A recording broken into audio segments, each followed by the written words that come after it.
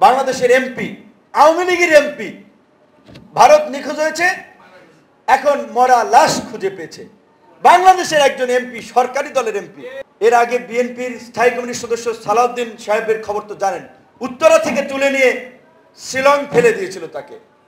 Standing committee একটা দলের, যেই দল বাংলাদেশের প্রথম বা দ্বিতীয় দল, আমি বললাম না, আমি বললাম আবার বিতর্ক হবে, প্রথম হয় আওয়ামী লীগ না হলে বিএনপি, তাই তো, একটা প্রথম একটা দ্বিতীয় দল।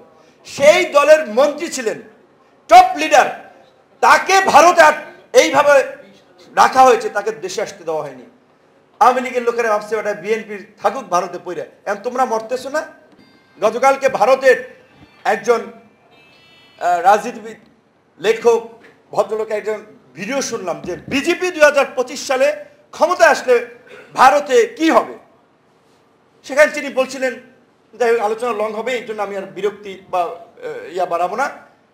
মোট কথা, তার বক্তব্য, একজন হিন্দু মানুষ, তিনি আরএসএস এর সদস্য ছিলেন আগে, তিনি বলছেন পাকিস্তান এবং বাংলাদেশের মতো দেশকে ভারত সবসময় দৌড়ের উপরে রাখবে। আঞ্চলিক ভাষায়, সহজ ভাষায় বললাম যাতে আপনারা বুঝতে পারেন।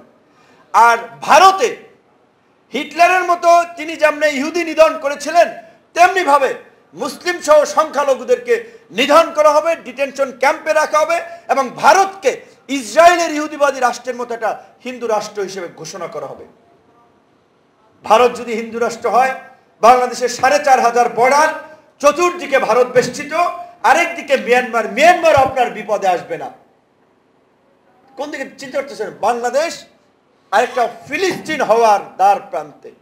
এবং এই আওয়ামী লীগ, জাফরুল্লাহ চৌধুরী মারা গিয়েছেন, আল্লাহ তাকে ব্যস্ত নসিব করুক, তিনি প্রায় প্রায় বলতেন আমার প্রধানমন্ত্রী রয় এবং মোসাদ দ্বারা বেষ্টিত, প্রধানমন্ত্রী ভারতের বন্দুকের নলের মুখে। কাজী এই বন্দুকের নলের মুখে থেকে তারা সেফ থাকার জন্য বাংলাদেশের ট্রানজিট দিয়ে দিচ্ছেন, সিকিউরিটি সবকিছু দিয়ে দিচ্ছেন, বাংলাদেশের স্বার্থ বিসর্জন দিয়ে দিচ্ছেন। বাংলাদেশে এমন এখন আর কিচ্ছু নেই। বাংলাদেশের এমপি, আওয়ামী লীগের এমপি, ভারত নিখোঁজ হয়েছে, এখন মরা লাশ খুঁজে পেয়েছে। বাংলাদেশের একজন এমপি, সরকারি দলের এমপি। এর আগে বিএনপির স্থায়ী কমিটির সদস্য সালাউদ্দিন সাহেবের খবর তো জানেন, উত্তরা থেকে তুলে নিয়ে শিলং ফেলে দিয়েছিল তাকে। স্ট্যান্ডিং কমিটি একটা দলের, যেই দল বাংলাদেশের প্রথম বা দ্বিতীয় দল, আমি বললাম না, আমি বললাম আবার বিতর্ক হবে, প্রথম হয় আওয়ামী লীগ না হলে বিএনপি, তাই তো, একটা প্রথম একটা দ্বিতীয় দল।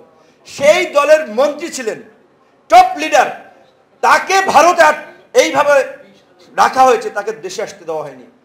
আওয়ামী লীগের লোকেরা ভাবছে ওটা বিএনপির থাকুক ভারতে পইরা, এখন তোমরা মরতেছো না। দেশে যদি বালা মুসিবত আসে, পীরের গায়েও লাগবে।